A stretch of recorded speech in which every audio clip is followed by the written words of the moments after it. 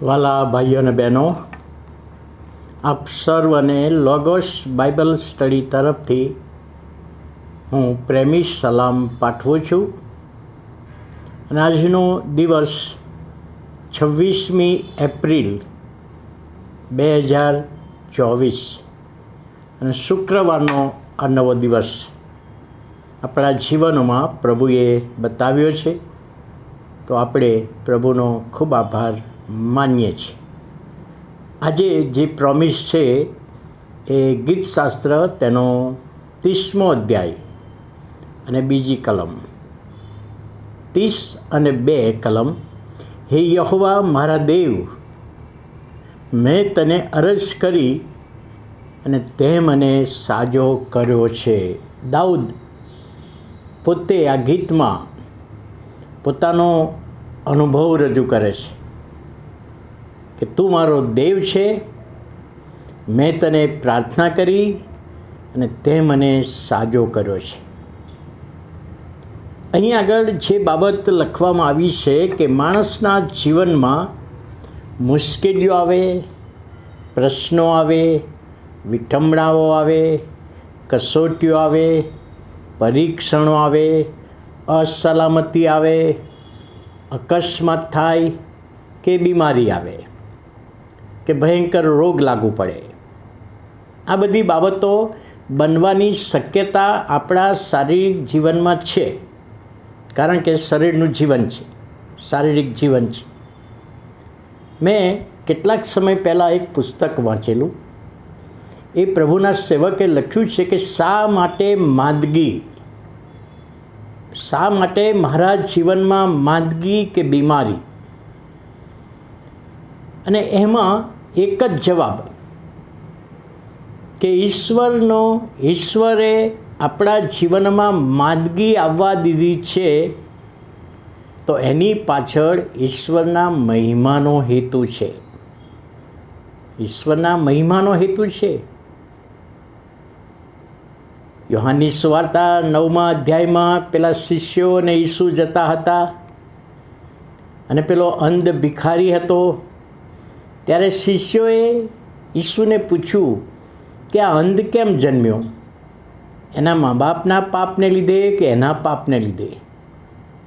ત્યારે ઈસુએ શું કહેલું કે એના મા બાપના પાપને લીધે નહીં ને એના પાપને લીધે નહીં, પણ એનામાં દેવનો મહિમા થાય.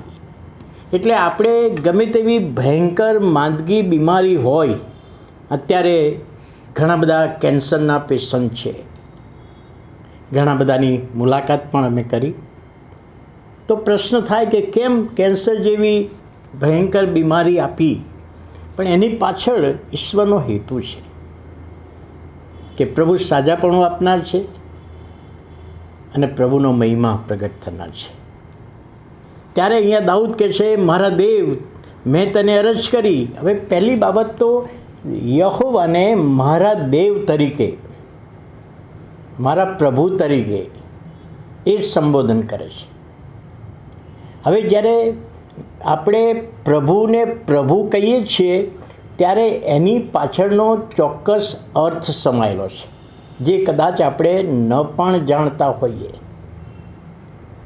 ગ્રીક ભાષામાં એને કિરિયોસ કહેવામાં આવે છે. લોર્ડ, પ્રભુ, એનો અર્થ થાય છે કે મારો માલિક, મારા પર જેનો સંપૂર્ણ અધિકાર છે એ ઈશ્વર, જેને હું મારા માલિક તરીકે ઓળખું છું, મારા પ્રભુ તરીકે ઓળખું છું, મારા કિરિયોસ તરીકે ઓળખું છું, એમ કહેવાય.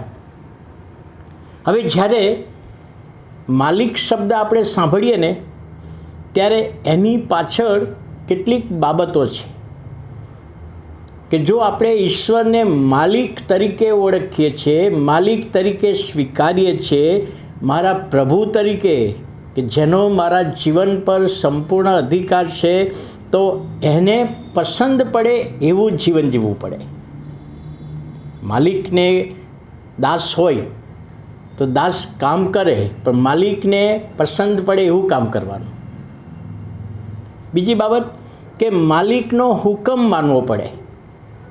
માલિક જે આજ્ઞા કરે એ આજ્ઞા માનવી પડે. દાસે જો માલિક કહીએ છીએ તો આજ્ઞા માનવી પડે. અને ત્રીજી બાબત કહે છે કે એના ઉપર આધાર રાખવો પડે. દાસે પોતાના માલિક પર દરેક બાબતમાં આધાર રાખવો પડે. તો આ 3 બાબતો માલિક શબ્દમાં સમાયેલી છે. તો હવે આપણે પ્રભુને મારા પ્રભુ ને મારા દેવ, મારા પ્રભુ તરીકે કહેતા હોઈએ તો આપણે એને ખુશ કરવો પડે. આપણા જીવન દ્વારા આપણે એની આજ્ઞા પાડવી પડે અને આપણે એના પર આધાર રાખવો પડે. આ બાબત અહીંયા છે.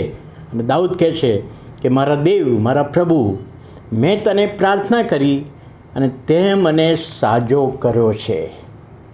હવે બીમારી 2 જાતની છે, આત્મિક બીમારી અને શારીરિક બીમારી. તો શારીરિક બીમારીમાંથી પણ પ્રભુ સાજાપણું આપી શકે છે અને આપે છે. ઘણા બધા દાખલા નવા કરારમાં આપણે જોઈએ છીએ. તો અહીંયા પ્રભુ પર આપણે આધાર રાખીએ. આપણે જો બીમાર હોઈએ તો દવાખાને જવાનું હોય, દવાઈ લેવાની હોય, પણ પ્રાર્થના કરીને આધાર તો પ્રભુ પર રાખવાનો.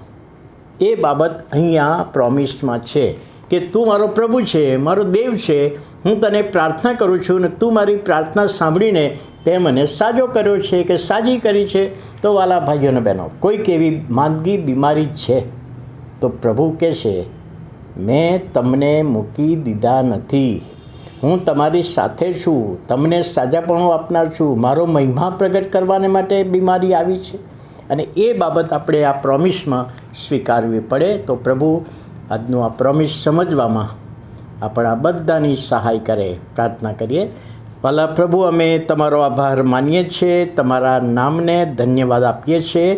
આજના નવા દિવસે જે પ્રોમિસ તમે બતાવ્યું, દાઉદ કહે છે મારો પ્રભુ ને મારા દેવ, મેં પ્રાર્થના કરીને મને સાજો કર્યો. પ્રભુ, આજે અમે ઘણા બધા બીમાર છે.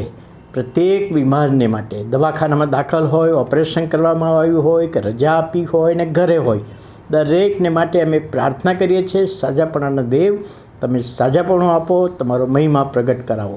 ઈસુ પ્રભુના નામે સાંભળો અને માન્ય કરો. આમેન.